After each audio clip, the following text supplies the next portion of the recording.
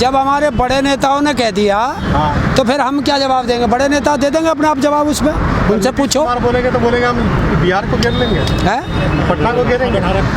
जब उन्होंने कह दिया कि हर राजधानी में आंदोलन होगा तो आंदोलन होगा। आंदोलन करना तो हमारा अधिकार है, संवैधानिक अधिकार है, करेंगे। अगर हमें दिक्कत होगी तो आंदोलन ही तो करेंगे। अगर ये आंदोलन टूट गया तो आने वाली पीढ़ी पे असर पड़ेगा।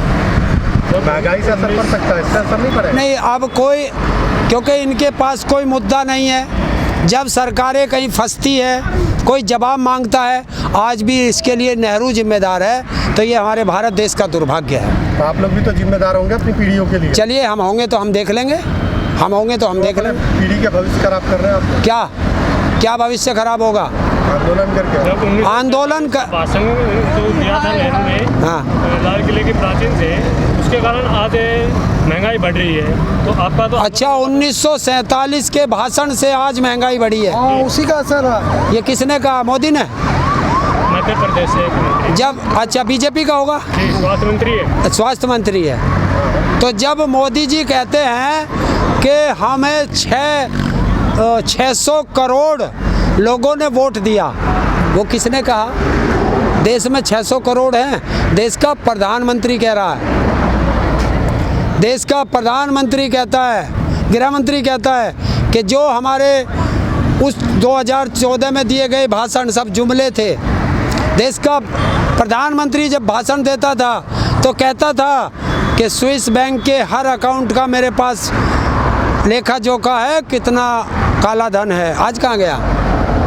हरेंद्र जी, जो मोदी सरकार है देश में 7 साल से चल रही है, महंगाई के लिए भी कांग्रेस को कोसते हैं, भ्रष्टाचार के लिए कांग्रेस को कोसते हैं, ये क्या कर रहे हैं? ये देश में हिंदू मुस्लिम जातिवाद, नफरत और आरएसएस का संविधान लागू करने के लिए आए हैं।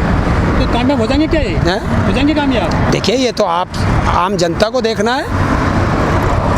आरएसएस का संविधान है कि देश से SC, ST, OBC रिजर्वेशन को किस तरीके से ख़त्म किया जाए। और उसको ख़त्म करने का इन्होंने बिल्कुल अच्छा तरीका निकाला है कि देश के सारे संस्थान बेच दिए जाएं, ना नौकरियां होंगी, ना उनको SC, ST में रिजर्वेशन देना पड़ेगा। बीजेपी की लाइन है कि महिला के सम्मान में भाजपा मैदान में। इन्होंने कहा महिलाओं के सम्मान में बीजेपी मैदान में, बिल्कुल है मैदान में। आपने देखा लखीमपुर खीरी में तो बीजेपी मैदान में थी, कितना बढ़िया सम्मान किया चीर हरण करके। बोली कोई सी महिला, कोई महिला सांसद या विधायक उसके लिए बोला? तो नारा फर्जी जब है, नारा फर्जी है। देखिए कितने झूठ। अगर हिंदुस्तान में कोई झूठ बोल सकता है तो वो बीजेपी पार्टी है, भारत का प्रधानमंत्री है, भारत के नेता हैं। अच्छा, बीजेपी ने अपने मैनिफेस्टो में गंगा सफाई की बात की। अब कर्नाटक के मंत्री का भी बयान आया है, उन्होंने संसद में कहा है कि कर्नाटक में गंगा की सफाई के लिए हमने 50 लाख रुपये खर्च लगा दिए। तो पत्रकार महोदय, मैं आपसे पूछना चाहता हूँ कि कर्नाटक में गंगा जी जाती है? नहीं जाती। तो अब देखो, आओ, इसका मतलब गंगा को ये उधर ले जाना चाह रहे हैं। अच्छी बात है ना, हर जगह पानी पहुँचाए। हाँ, क्योंकि बीजेपी के एक मंत्री रही भारती, हाँ, क्या नाम है उसका, उमा भारती, उसने भी कहा था कि अगर 2018 तक गंगा की सफाई नहीं हुई तो मैं समाधि ले लूँगी।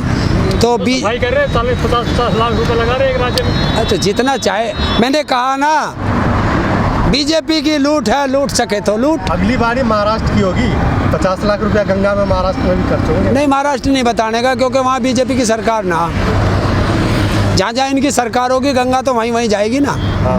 असम में हो सकता है। हाँ, हो सकता है भाई साहब। अच्छा, इन्होंने वादा किया था हर घर पानी पहुंचाएंगे, उसी वादे पे लगे हुए ना कि गंगा को कर्नाटक तक लेंगे।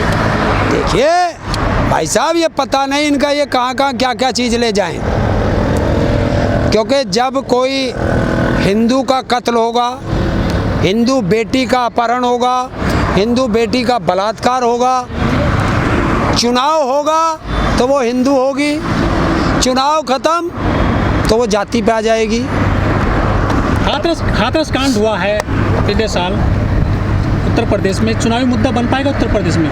देखिए, महिलाओं को आना चाहिए उसमें, क्योंकि ये महिलाओं के अपमान की बात है। लेकिन सबसे ज़्यादा जो विधायक है ना महिला बीजेपी के पास है उत्तर प्रदेश में, वो तो एक भी नहीं बोली उनके लिए। ये दुर्भाग्य नहीं है? बताइए, आप पत्रकार हैं कि ये दुर्भाग्य नहीं है कि महिलाओं के साथ दुराचार हो रहा है और ये महिलाएं बोल नहीं रही, वो चाहे किसी भी पार्टी की है। आप लोग यूपी चुनाव जो आ रहा है 2022 में, किन मुद्दों के ऊपर वोट दोगे? हम तो अपने बात करेंगे कि हमारे उत्तर प्रदेश की बात है तो उत्तर प्रदेश में 12,000 करोड़ के करीब हमारा गन्ने का पेमेंट है, हमें एमएसपी नहीं मिल रही, हमारा आलू की फसल बर्बाद हो रही है, उत्तर प्रदेश में पूरे भारत में सबसे ज़्यादा बिजली महंगी है, हमारे बच्चों को रोज़गार नहीं मिल रहा, हमारे बच्चों को शिक्षा नहीं मिल रही, हमारे बच्चों को स्वास्थ्य नहीं मिल रहा। ये सारे प्रदेश के मुद्दे, स्वास्थ्य और महंगाई के मुद्दे बिल्कुल हो गया। और जहाँ तक देखने को मिलता है यूपी का इतिहास हिंदुत्व और जाति के कहते चुनाव ज़्यादा लड़े जाते हैं। देखिए, इतिहास बनने के लिए होता है तो इतिहास बदले भी जाते हैं और इस बार उत्तर प्रदेश इतिहास बदलेगा। वो जातिवाद और धर्मवाद पे नहीं बटेगा। हम लोगों को यही समझाते हैं कि आप ना हिंदू बने, ना मुसलमान बने, ना सिख बने, ना ईसाई बने, अपने बच्चों के भविष्य के लिए उत्तर प्रदेश के वासी बने, वोट दें। तो कहा जाता है कि हिंदू खतरे में है जब चुनाव नजदीक आ जाता है। देखिए, बंगाल में भी हिंदू खतरे में था, बंगाल के चुनाव ख़त्म हो गए, हिंदू खतरे से बाहर आ गया। तो इससे अच्छा है कि जहाँ जहाँ बीजेपी चुनाव में जाती है हिंदू खतरे में आ जाता है और चुनाव ख़त्म होते हैं हिंदू खतरे से बाहर निकल जाता है। तो अच्छा है कि बीजेपी को भगाओ और हिंदू को खतरे से बाहर निकालो। लेकिन हरियाणा और पंजाब में भाजपा खतरे में आ गई है, उनके नेता भी खतरे में आ गए हैं। अभी 2 दिन पहले कुर्ता फाड़ दिया है बीजेपी के नेता का। आप उत्तर प्रदेश की बात करा करो। उत्तर प्रदेश में 4 दिन पहले उत्तर प्रदेश के विधायक को गढ़ में उसका विकास दिखाया गया है, मोदी का नंबर 1 विकास दिखाया गया है कि उसको जो है नालों में चलाया गया है जहाँ पानी भर रहा सड़कों पे। तो ये है। लेकिन जो यूपी सरकार है उसने दिल्ली आईटीओ के आसपास बड़े पैमाने पर प्रसार किया है। योगी मोदी की फोटो लग रही है पोस्टर में, जितने भी शौचालय हैं दिल्ली में क्राउन पैलेस में आईटीओ रोड पर, कि उत्तर प्रदेश स्मार्ट नंबर 1। बिल्कुल उत्तर प्रदेश नंबर 1 है कि कल या परसों संसद में स्मृति ईरानी ने बिल्कुल साफ वो दिया है जवाब कि भारत के अंदर सबसे ज़्यादा बच्चे, कुपोषित बच्चे भारत के अंदर लगभग 9 लाख हैं और जिसमें से 4 लाख कुपोषित बच्चे उत्तर प्रदेश में हैं। तो हाँ, बिल्कुल कुपोषण में उत्तर प्रदेश नंबर 1 है। हाँ, क्राइम में उत्तर प्रदेश नंबर 1 है। हाँ, झूठ बोलने में उत्तर प्रदेश का मुख्यमंत्री नंबर 1 है। महिलाओं की इज्जत लूटने में उत्तर प्रदेश नंबर 1 है। अपराधियों को बचाने के लिए उत्तर प्रदेश की पुलिस को पीटकर अपराधियों को छुड़ाने में उत्तर प्रदेश नंबर 1 है। और उत्तर प्रदेश महाभारत काल से अब दोबारा से चीरहरण में नंबर 1 है। अच्छा, जैसे जैसे चुनाव नज़दीक आ रहे हैं उत्तर प्रदेश में, योगी जी बड़ी सरकारी नौकरी निकाल रहे हैं आजकल। अभी तो इन्होंने वो जो गांव में जो वो बनेंगे, क्या बोलते हैं उन्हें, सचिवालय, जिसमें ग्राम प्रधान उन्हें रखेगा, 58,000 निकाले हैं। आपको पता है उसमें तनख्वाह कितनी है? 6,000 रुपये महीना।